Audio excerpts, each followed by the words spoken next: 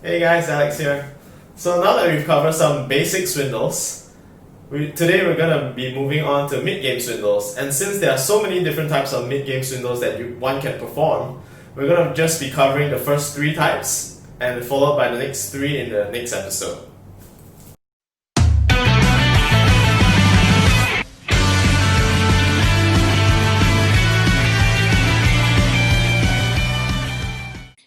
Hey, what's up, everyone? So, this is going to be episode 16, and today we're going to be covering mid-game swindles, basically part one of it. And before we actually jump right into those topics, I wanted to do a quick shout out to Casual Chin, who has kindly stepped up to become the first ever sponsor to my channel. So, he has kindly provided this professional looking microphone. The Blue Yeti microphone to be precise, and I think definitely a very kind gesture of him to actually help to enhance my audio of the videos that I'm producing. So hopefully all of you do enjoy that audio difference, and definitely head on over to his channel to like and subscribe. He's also a photographer and videographer, and he makes really nice and he takes really nice photographs and videos of specifically food and different interesting topics. So do head over to his channel to like and subscribe.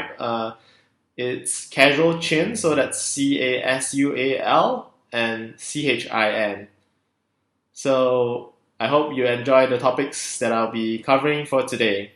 So today's topics are the C square to A square swindle, the A square to B square swindle, and lastly, the Boscov Swindle. So if you're still unsure about what are A square, B squares, or C squares, just head on back to episode 2 and just take a look at the episode on basic Othello notations to just do a quick refresher. If not, I'll be actually just covering it in the next few topics. I'll just try to explain through these mid-game swindles. Hey guys, so this is going to be about the C square to A square swindle. So this is a typical situation where you might find a potential C square to A square swindle opportunity for white. And it usually involves attacking a 3-disc unbalanced such that there are 3 discs on this vertical center line on the left, and there are none of those discs on the right for this case. So how it's being set up, as the name suggests, C square to A square swindle, it basically means that we're going to be playing the C square first, which over here refers to the G8 square over here, the G8 coordinate over here, and basically set up a swindle in a way that you're actually performing a line control along the F column, such that black does not get the opportunity to actually jump in to F8, which is actually an A square. So usually when black plays a move like C5 right now, the typical response would be to actually go for F8, for example, which isn't a really bad move per se, which is a quiet move as well, and also just maintaining that equilibrium edge such that you have control with a forced move in the future to E8 to force black to actually respond to G8. But in this situation, the best move is actually to play G8, which is the C square, and just form that 2 square equilibrium in the middle that in fact black cannot access. So this essentially is the C square to A square swindle. So you realize that black cannot if black were to be able to access F8, black would then be able to actually threaten the H8 corner. But in this case, black doesn't. So this effectively is a swindle. So swindle usually refers to making consecutive moves within the same region. So in this context, it actually refers to these 2 or 3 squares over here. So after white has captured this, next white is actually threatening to play into E8. Whereby white would then be approaching the A8 corner, and even if white were to play E8 and black were to play F8 in response to defend it, because of this disc that white has established at G8, white can still capture the corner and capture even more discs along the row. So if you are black right now, what you might want to do is to actually play F4, which would actually grant you the access to F8, but you do realize that white has already planned that in advance and therefore already achieved the c square to a square swindle. So even if black plays to f4 right now, he is a bit late in a sense, or one move too late to actually jump into f8 to threaten the corner. So essentially right now, white could choose to further prevent it by playing maybe f3 or maybe g5, or white could just jump right into e8, which actually completes that c square to a square swindle in a sense. And then you realize that there's no way that black can actually capture the corner. At least not on either way. So, and there's also no way that black can defend this corner because white is now threatening to capture a8. And yet, if black plays to f8, white still captures a8, and it might be an even worse situation. So typically, when you realize that you've fallen to a c square to a square swindle, instead of jumping into f8 immediately, you probably wouldn't want to surrender more stable discs to your opponent when your opponent has already confirmed that he's going to be capturing a8. But instead, you should just try to play around it. Maybe you could jump into g5, for example, and just wait. And let's say if white were to actually just jump right into a8 right now, then you would then be able to at least hassle for that wedge in f8, and of course one corner to h8 to sort of just compensate that. So in a sense, you surrender 5 stable discs due to that maneuver, but at least you didn't lose out as much and you still trade off with 3 stable discs. So that's a typical response to the c square to a square swindle. So if you just move back to actually the earlier situation, you will then realize that one of the weakness of actually forming this 3 disc unbalanced edge early in advance with these squares empty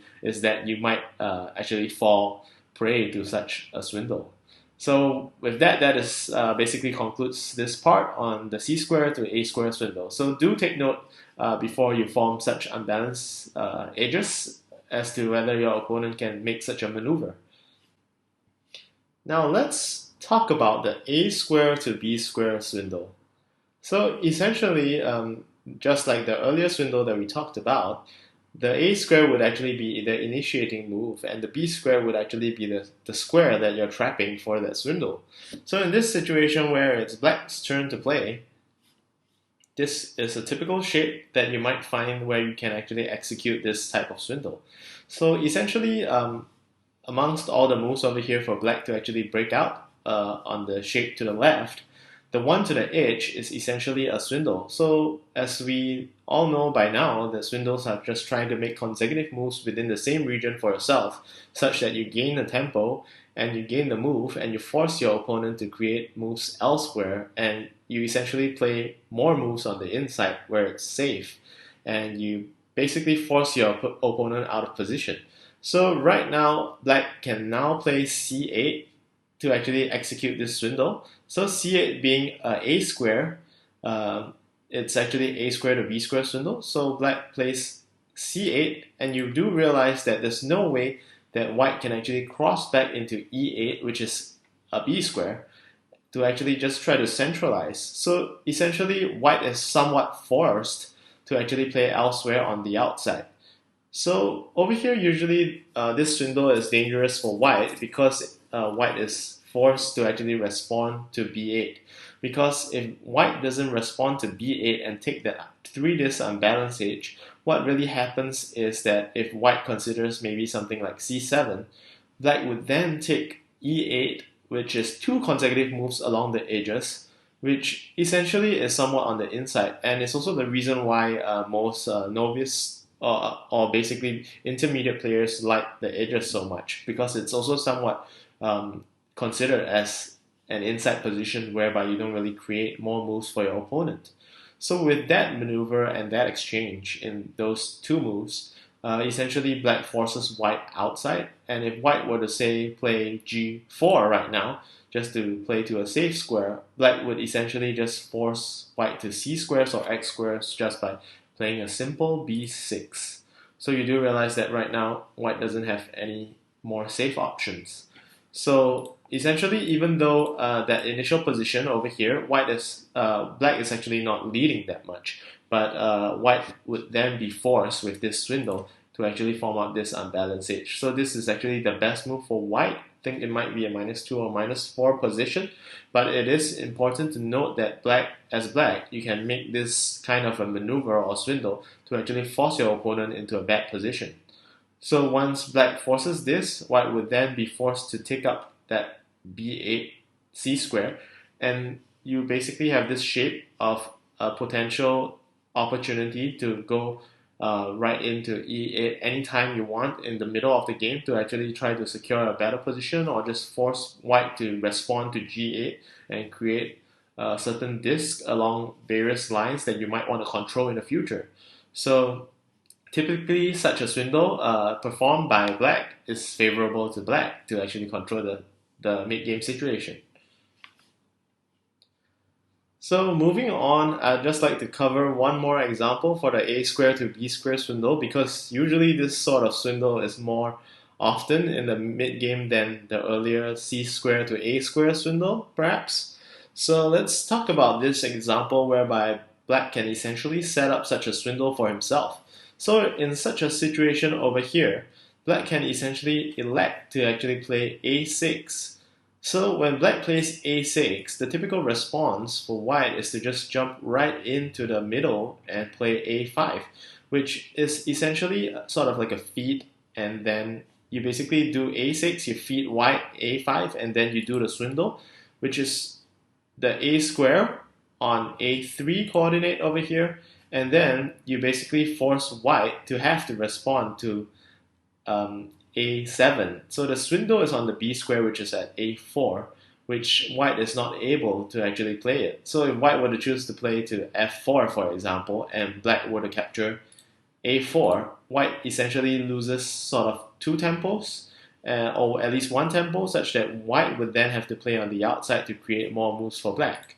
So if white doesn't want to lose the tempo, white would then have to concede that unbalanced edge and take a7 in order to stay comfortably even in the game, perhaps. So that, in essence, is another type of a square to b square swindle, where you can set up a position that is more favorable for you.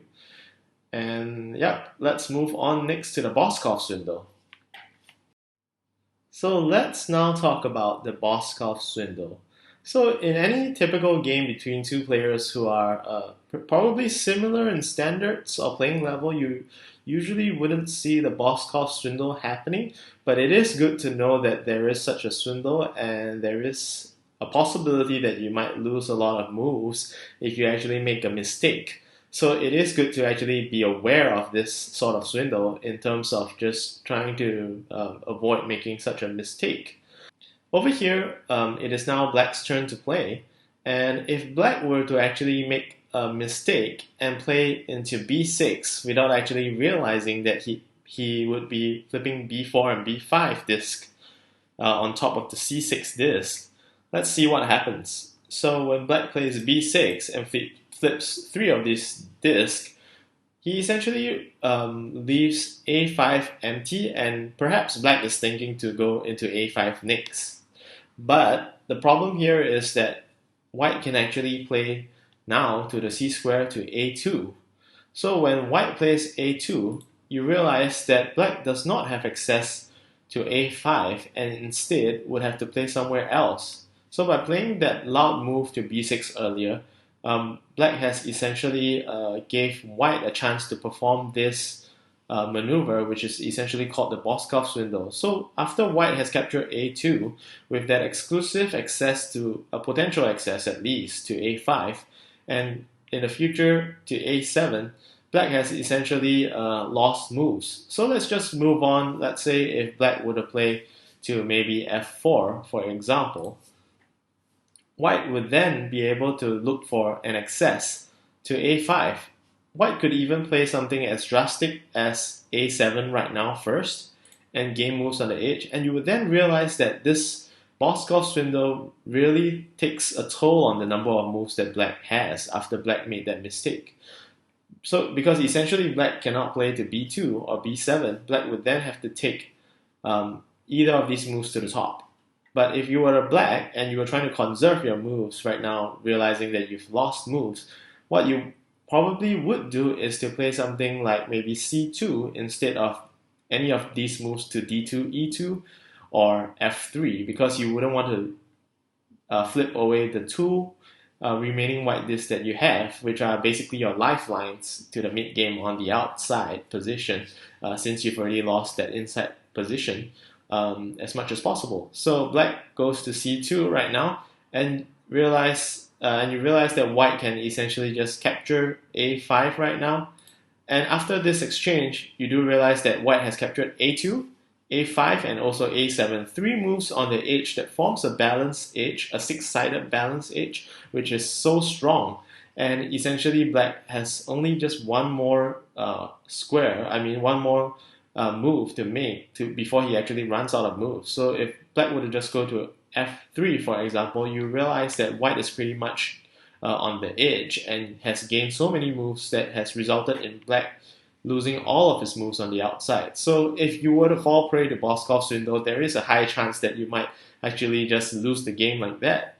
And so white would then be able to just play a simple edge play creep to perhaps c1, and black goes d2 as the only safe move, and white goes d1, and you realize that there isn't a nice move for black anymore.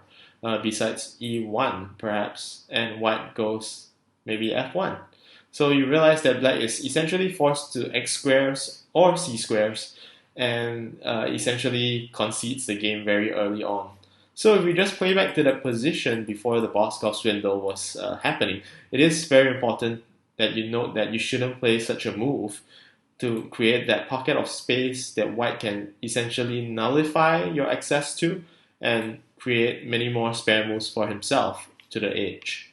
So that, in essence, is the Boscov Swindle. And with that, I've covered three mid-game swindles that I'd like to share with you. I would say that among the three, the second one, for the a square to b square swindle, is perhaps the one that you should take note the most. But as a beginner or an intermediate player, what you want to know for the first and third swindles is to avoid being swindled that way. So with that, I hope you've enjoyed today's episode, and thank you very much for watching this video. Let's look forward to the next one.